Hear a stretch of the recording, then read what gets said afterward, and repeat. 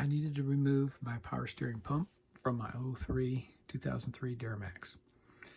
I watched other videos to understand the process, then removed mine. What I found was that the other ones included unnecessary steps that wasted time.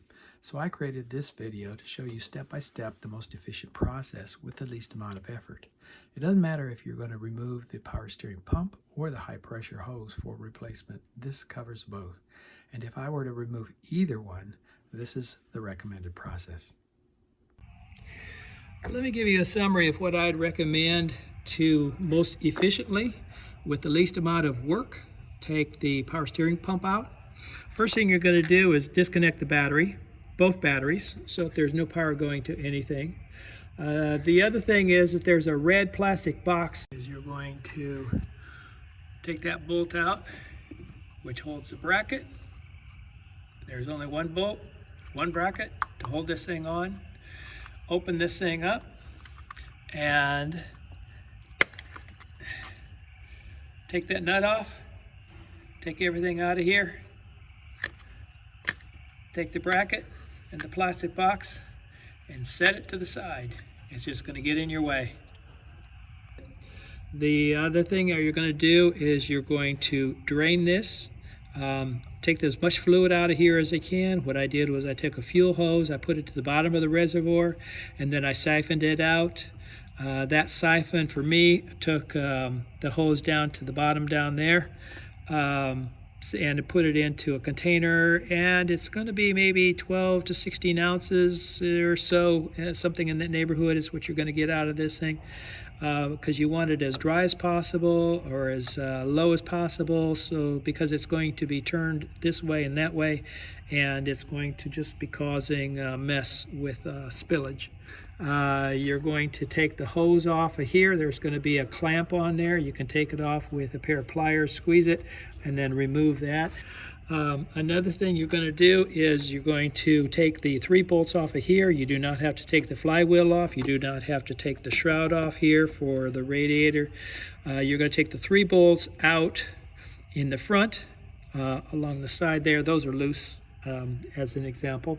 There's going to be 2 bolts here in the back, and they're going to be accessible with a 15mm socket. And you're going to have, if you have the right size extensions in here, you can get in there and be able to get those things out using your ratchet at the side. You do not have to take the fender well off. By the way, once you get those bolts off, then this thing should be loose enough to help you get to the hose that's down here on the side, and that hose comes forward and it goes up towards the radiator, but that hose is going to have its own pinch connector or clamp here on the side. And once you get this thing movable, you should be able to get some space in there and be able to do that. I took a pair of pliers and I came from the back of the vehicle and came forward, and I pinched them and then pushed the hose forward and was able to take it off that way. To put it back on, you just do the opposite. So the idea is that you're going to take the pump out and the pressure hose at the same time. There is so much work, and it's so difficult to get to the back of that pressure hose and its 18mm connection, flare connection, that it is just not worth all the aggravation to try to take off the hose by itself, or to take the hose off and then take out the power steering pump. So I actually did it myself. It was very quick and very easy compared to every other example that I've seen. So the idea is that pressure hose and its connection, and it's got a squiggly metal tubing in the back of this thing, and then it comes into the unit here. Leave it on there. Leave it on there. So once you take the 5 bolts off of here, this whole unit is free other than the hoses. So you're going to disconnect 1, disconnect 2, leave the other hose, and it's going to be disconnected from the back. And then you're going to take this thing, which should have little to no fluid in it at all, and the cap is on, and you're going to just remove it up. You're going to twist it around. You're going to get that the pressure hose or pressure line coming back through all of this stuff here, and you're going to be able to pick it right back up out of that thing, and then you're going to be able to work on it from there. You can take whatever brackets off you want to, take the pulley off, whatever you want to.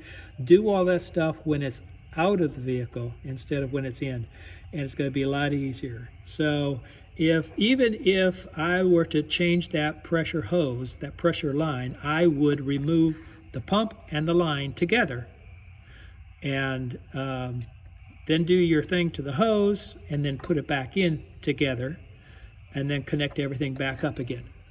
So I had a little bit of trouble when I was putting it back together. I tried putting the bolts in here, getting them started in the back. That did not work because I couldn't line these things up in the front. I don't know why. But then I went to the front and I lined these things up and got them started, as you see, and then I had some difficulty with the two that was here on the back. So what I ended up doing, I finally got one started, and then the other one was very difficult, so I ended up chamfering that one so that it was easier to get started because these holes weren't lining up perfectly.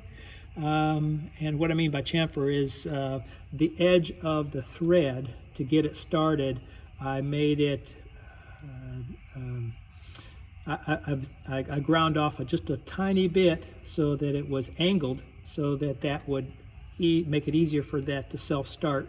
And then once it got self-started, then everything was fine. So that is the quickest way that I have seen.